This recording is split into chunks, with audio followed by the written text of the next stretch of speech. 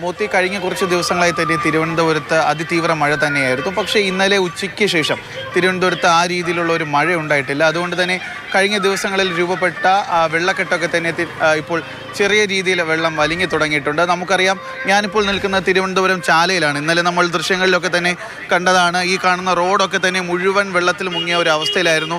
ഇവിടുത്തെ കടകളൊന്നും തന്നെ തുറക്കാൻ പറ്റാത്ത ഒരു സാഹചര്യമായിരുന്നു ഇന്നലെ ഉണ്ടായിരുന്നത്.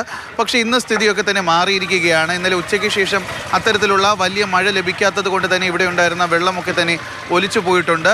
എന്നാൽ പോലും നമുക്ക് ഈ കാണാം, ഈ സ്മാർട്ട് സിറ്റി പദ്ധതിയുടെ ഭാഗമായിട്ടുള്ള ഓട നിർമ്മാണത്തിനെ കുറിച്ച് കുഴികളിലൊക്കെ തന്നെ ചാലയിൽ നിന്നുള്ള മലിനജനങ്ങളൊക്കെ തന്നെ കിടക്കുന്നുണ്ട്. അതൊഴിച്ചു കഴിഞ്ഞാൽ ഇവിടെ ഉണ്ടായിരുന്ന മറ്റ് വെള്ളമൊക്കെ തന്നെ ഏകദേശം പൂർണ്ണമായി തന്നെ ഇവിടെ നിന്ന് ഒഴുകി പോയിട്ടുണ്ട്. പക്ഷേ എടുത്തു പറയേണ്ട കാര്യമെന്ന് പറഞ്ഞാൽ ഇന്നലെ ഉച്ചയ്ക്ക് ശേഷം ഇവിടെ വലിയൊരു മഴ പെയ്യാത്തത് കൊണ്ടാണ് ഇത്തരത്തിൽ വെള്ളം ഇവിടെ നിന്ന് മാറിയത്. പക്ഷേ നമുക്ക് കാലാവസ്ഥ നിരീക്ഷണ വകുപ്പ് നൽകുന്ന മുന്നറിയിപ്പ് പ്രകാരമാണെന്നുണ്ടെങ്കിൽ ഇനിയുള്ള 3 ദിവസം അതിശക്തമായ ഇവിടെ ഉണ്ടാവുക എന്നാണ് ഇപ്പോൾ പറഞ്ഞിട്ടുള്ളത്.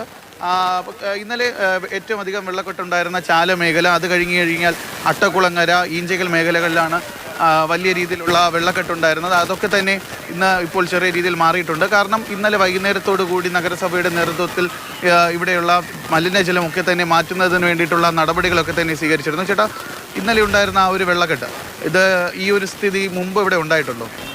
മുമ്പും ഇവിടെ വെള്ളക്കെട്ട് തന്നെയാണ്. ഇപ്പോൾ പിന്നെ ഈ സ്മാർട്ട് സിറ്റിയുടെ പിന്നീട് അതിന് ശേഷമാണ് ഇത്രയും രൂക്ഷമായത്. അന്നും വെള്ളക്കെട്ടുണ്ട്, വെള്ളക്കെട്ടില്ലാതില്ല. ഇപ്പോൾ ഈ സ്മാർട്ട് സിറ്റിയുടെ ഇത് വന്നപ്പോഴത്തേക്കും അതിരൂക്ഷമായി. ഈ ചവറുകളൊക്കെ കയറി അടഞ്ഞപ്പോൾ അത് കോർപ്പറേഷൻ കുറേയൊക്കെ വൃത്തിയാക്കിയിട്ടുണ്ട്.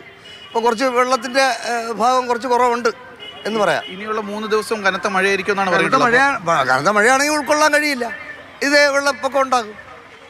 അത് തന്നെയാണ് മോത്തി. ഇനിയുള്ള 3 ദിവസങ്ങൾ, അതായത് കാലാവസ്ഥ നിരീക്ഷണ വകുപ്പ് പറയുന്ന രീതിയിലാണ് എന്നുണ്ടെങ്കിൽ ഇനിയുള്ള 3 ദിവസം സംസ്ഥാനത്തൊട്ടാകെ അതിതീവ്ര മഴ തന്നെയായിരിക്കും. ആ ഒരു രീതിയിലുള്ള മഴ തിരുവനന്തപുരത്തിൻ്റെ പല ഭാഗങ്ങളിലും ഉണ്ടായിക്കഴിഞ്ഞാൽ എങ്ങനെയായിരിക്കും അവസ്ഥ എന്നുള്ള കാര്യം നമുക്ക് എടുത്തു പറയാൻ സാധിക്കില്ല. കാരണം സ്മാർട്ട് സിറ്റി പദ്ധതിയുടെ ഭാഗമായിട്ട് റോഡ് പണി നടക്കുന്നതിനാൽ പലയിടത്തും ഇപ്പോൾ ഓടകളുടെ പണിയിലാണ്. അതായത് നിലവിലുണ്ടായിരുന്ന ഓടകളൊക്കെ തന്നെ പൊളിച്ച് മാറ്റപ്പെട്ട അവസ്ഥയാണ്. അതുകൊണ്ട് തന്നെ ഈ വെള്ളം ഒലിച്ചു പോകുന്നതിന് വേണ്ടിയിട്ടുള്ള സംവിധാനങ്ങൾ പല സ്ഥലങ്ങളിലുമില്ല. നമുക്കറിയാം, നമ്മുടെ മാതൃഭൂമി റോഡിൽ ഉൾപ്പെടെ, വഞ്ചൂരിൽ നിന്ന് വരുന്ന മാതൃഭൂമി റോഡിൽ ഉൾപ്പെടെ സ്മാർട്ട് സിറ്റി പദ്ധതിയുടെ ഭാഗമായിട്ട് ഓടകളൊക്കെ തന്നെ പൊളിച്ചു പണിയുന്ന ഒരു അവസ്ഥയാണ്. അതുകൊണ്ട് തന്നെ ഇത്തരത്തിലുള്ള സ്ഥലങ്ങളിൽ വെള്ളം എങ്ങോട്ട് ഒഴുകി പോകുമെന്നുള്ള ഒരു അവസ്ഥ നമുക്ക് എടുത്തു പറയാൻ സാധിക്കില്ല. പക്ഷേ നമുക്ക് പറയാൻ സാധിക്കുന്നത് കഴിഞ്ഞ നവംബറിൽ പെയ്ത മഴയിലൊക്കെ തന്നെ ഏറ്റവും അധികം വെള്ളക്കെട്ടുണ്ടായത് ആമയിഴൻ തോട് ഒഴുകുന്ന ഭാഗങ്ങളിൽ, നമ്മുടെ ഈ മെഡിക്കൽ കോളേജ് സൈഡ്, അതുപോലെ തന്നെ ഉള്ളൂർ ഭാഗങ്ങളിലൊക്കെ ആയിരുന്നു. പക്ഷേ അവിടെയൊക്കെ തന്നെ മഴക്കാല ശുചീകരണ പ്രവർത്തനങ്ങളൊക്കെ തന്നെ നടന്നതിൻ്റെ ഭാഗമായിട്ട് വലിയ രീതിയിലുള്ള വെള്ളമൊന്നും തന്നെ അവിടെയൊന്നും കയറിയിട്ടില്ല. അത്തരത്തിലുള്ള ശുചീകരണ പ്രവൃത്തികൾ തിരുവനന്തപുരത്തിൻ്റെ പല ഭാഗങ്ങളിലും ഉണ്ടായിക്കഴിഞ്ഞാൽ നമുക്ക് ഇനിയുള്ള മഴയത്തെങ്കിലും വലിയ രീതിയിലുള്ള വെള്ളക്കെട്ടൊക്കെ തന്നെ തടയാനായി സാധിക്കും.